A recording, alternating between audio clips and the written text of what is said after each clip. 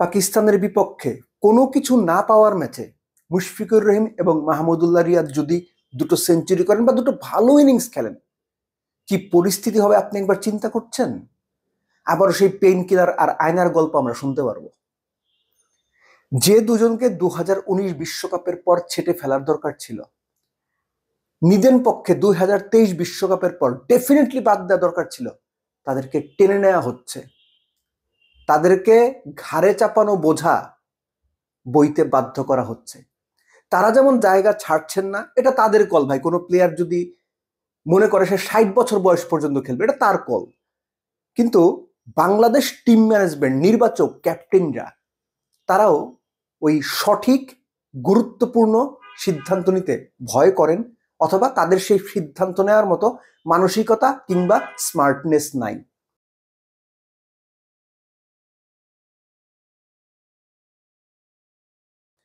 মহেন্দ্র সিং ধোনি যখন ভারতীয় দলের অধিনায়ক হলেন, সাদা বলের ক্রিকেট থেকে ভারতের ক্রিকেটের অন্যতম দুই প্রধান চরিত্র, আমাদের যেমন পঞ্চপাণ্ডব, তাদেরও সেরকম বিগ ফাইভ বিগ ফোর ছিল, তাদেরই দুইজন, রাহুল দ্রাবিড় এবং সৌরভ গাঙ্গুলিকে ছেটে ফেলেছিলেন।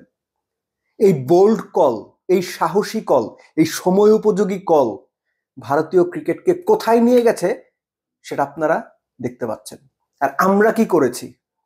দিনের পর দিন 33, 35, 37 বছরের বয়স্ক ক্রিকেটার, যাদের ফর্ম নাই, যারা 7 ম্যাচ পর এক ম্যাচে গিয়ে পারফর্ম করে, যাদের ফিটনেস লেভেল নিচের দিকে, তাদেরকে আমরা দিনের পর দিন টেনে নিয়ে যাচ্ছি দুইটা কুযুক্তিতে। কুযুক্তি, আবারও বলছি। এক, রিপ্লেসমেন্ট কোথায়? রিপ্লেসমেন্ট দেখান। গাঙ্গুলি দ্রাবিড়ের রিপ্লেসমেন্টও রেডি ছিল না তাদের লেভেলে, তৈরি করা হয়েছে। দ্বিতীয় কুযুক্তিটা কি? তারা তো এইটুকু খেলে, অন্যরা তো তাও পারে না। তারা তো এইটুকু খেলে, এইটুকু করে দেয়, সম্মানজনক পরাজয়ের দিকে নিয়ে যায়, অন্যরা তো এইটুকুও পারে না।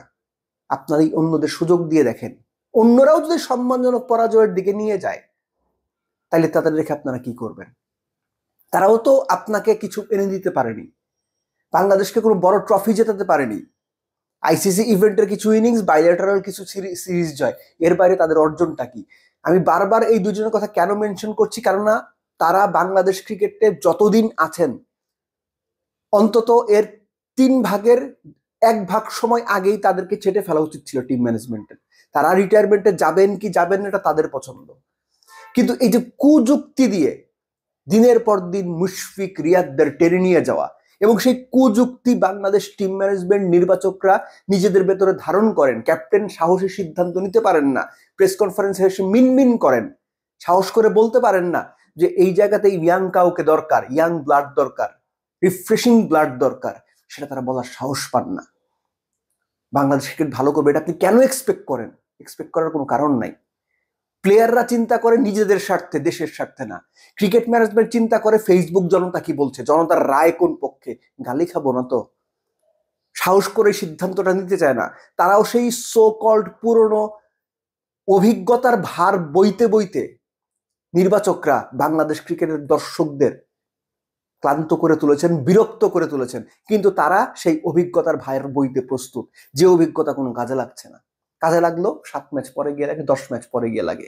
এর জন্য শুরুতে আমি বলছিলাম যে পাকিস্তানের বিপক্ষে যদি রিয়াদ এবং মুশফিক দুটো 100 করেন, তাহলে পরিস্থিতি কি হয় দেখবেন। সেই কুযুক্তিগুলো আবার ফিরে আসবে। মাহমুদুল্লাহ রিয়াদ এর আগে দুটো ফরম্যাট থেকে একদম মাঠ থেকে বিদায় নিয়েছেন, যে সৌভাগ্য বাংলাদেশের টপমোস্ট প্লেয়ারদের কাউরই হয়নি। তার সামনে সেই সুযোগটা আছে, সেই সৌভাগ্যকে আরো প্রস্ফুটিত করা। আইসিসি চ্যাম্পিয়ন্স ট্রফির মতো আসর থেকে একদম বীরের বেশে বিদায় নেওয়ার। তিনি সেটা করবেন কিনা আমি জানি না, কিন্তু তার সামনে এই হাতছানিটা আছে। সো চয়েস তো তার। কেননা মানুষ শুধু বাংলাদেশের বিভিন্ন সেক্টরের মুরব্বীদের, বয়স্ক মানুষদের, বুড়োদের গালি দেয়, এই যে ভাই চেয়ার আটকে ধরে বসে থাকে। বাংলাদেশ ক্রিকেটও সে তার বেশি ব্যতিক্রম না। এখানেও মুরব্বীরা চেয়ার আটকে ধরে বসেই থাকে, এবং যে পর্যন্ত তাদের কাছ থেকে চেয়ার কেড়ে না নেওয়া হয় বা সরিয়ে না দেওয়া হয়, তারা যান না। এটা অন্যান্য সেক্টরের মতো ক্রিকেটেও চলে আসছে। মুদ্রা কথা হচ্ছে বাংলাদেশ ক্রিকেট ম্যানেজমেন্টকে সিদ্ধান্ত নিতে হবে। এই অভিজ্ঞতার বোঝা, অভিজ্ঞতার ভার যে অভিজ্ঞতা দলকে কোনো কিছু জেতাতে পারছে না, সেই বোঝা তারা কত দিন বইবেন।